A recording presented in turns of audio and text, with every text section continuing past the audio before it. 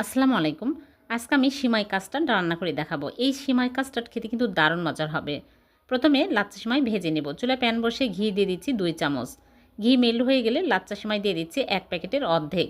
এখন আমি নেড়েচেড়ে 2-3 মিনিট ভেজে নেব। একদম হালকা আঁচে ভেজে নিতে হবে। কাঠবাদাম, কাজু বাদাম 1 টেবিল চামচ দিয়ে দিলাম। এখন দিয়ে দিচ্ছি জর্দা রং সামান্য পরিমাণে। এটা অপশনাল, না দিলে কোনো সমস্যা নেই।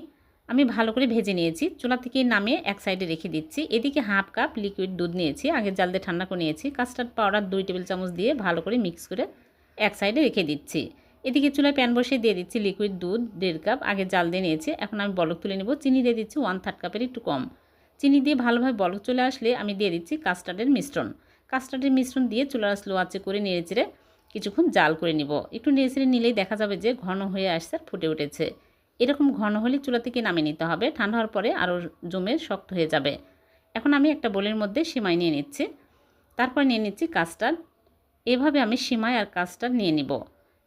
আমি পরে আবারও আরেক রকমের কাস্টার্ড সেম প্রসেসে রান্না করে নিয়েছি, উপর দিয়ে দিয়ে দিচ্ছি। এখন আমি উপরে দিয়ে দিচ্ছি বাদাম কুচি, কিশমিশ আর খেজুর দিয়ে সাজিয়ে নিচ্ছি। হয়ে গেল ভীষণ মজার কাস্টার্ড সিমাই। এভাবে রান্না করে দেখবেন, খেতে কিন্তু দারুণ মজার। ঈদের দিন টেবিলে এই ডেজার্টটি রাখতে পারবেন। ভিডিওটি যদি ভালো লেগে থাকে লাইক, কমেন্ট, শেয়ার করতে ভুলবেন না। আবার দেখা হবে। আল্লাহ হাফেজ।